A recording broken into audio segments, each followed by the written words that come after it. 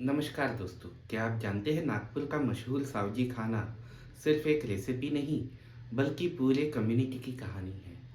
आज हम बात करने वाले हैं हलबा कोष्टी समाज के बारे में, जिन्होंने नागपुर को सिर्फ कपड़ों का शहर ही नहीं बल्कि सुपर स्पाइसी सावजी कुजिन का कैपिटल बना दिया। तो चलिए शुरू करते हैं एक जबरदस्त सफर, जंगल से शहर तक, हाथ करघा से होटल तक।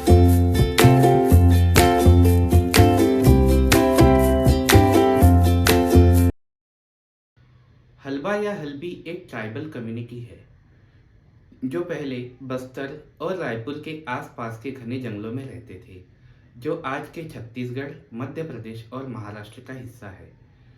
इनका जीवन खेती, जंगल के रिसोर्सेस और कभी-कभी सेना या मिलिटिया से जुड़ा होता था।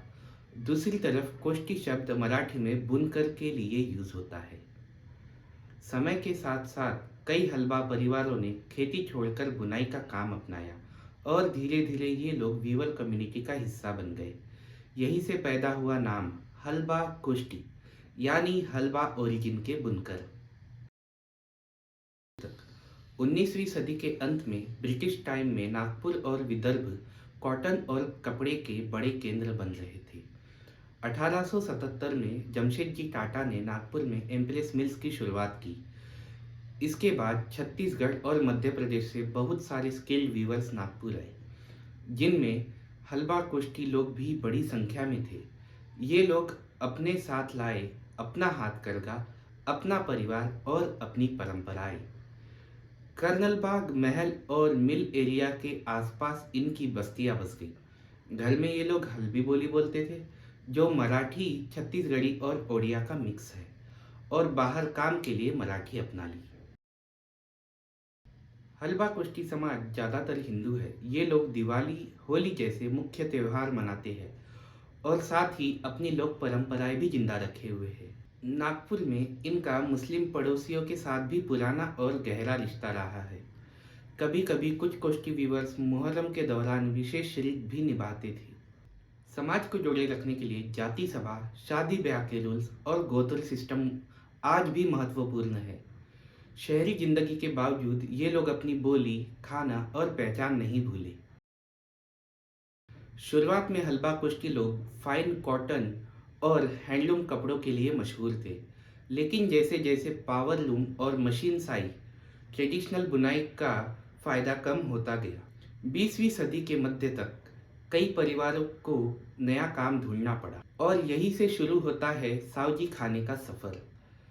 इनके घर का खाना पहले से ही बहुत तीखा, मसालेदार और ताकत देने वाला होता था।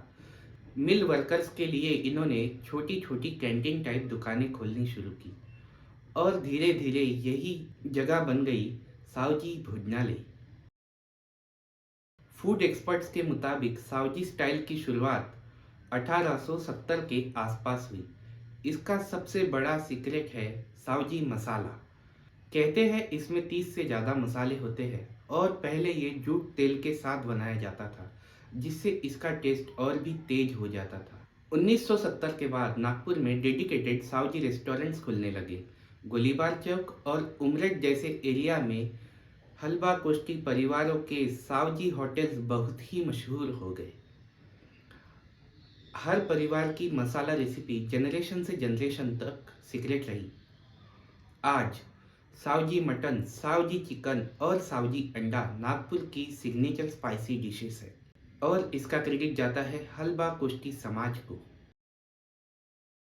आज हलबा कुश्ती समाज महाराष्ट्र, छत्तीसगढ़ और एमपी के कई शहरों में बसा हुआ है, लेकिन नागपुर और विदर्भ आज भी इनकी सबसे बड़ी पहचान है। आज कम्युनिटी के लोग सरकारी नौकरी, प्राइवेट जॉब, बिजनेस और एजुकेशन सब में आगे बढ़ रहे हैं। फिर भी सावजी होटल और मसाला बिजनेस आज भी कई परिवारों की पहचान बना हुआ है। साथ ही ये लोग हल्बी बोली, लोकगीत और परंपराएं बचाने की कोशिश कर रहे हैं। दोस्तों, हलबा कुश्ती समाज की कहानी सिर्फ खाने की नहीं है।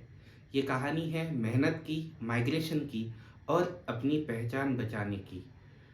नागपुर के कल्चरल मैप में कपड़े से लेकर सावजी तक इनका योगदान हेरिटेज बन चुका है। अगर आपको ये वीडियो पसंद आता है तो लाइक, शेयर और सब्सक्राइब ज़रूर करें और कमेंट में बताएं आपका फेवरेट सऊदी डिश कौन सा है।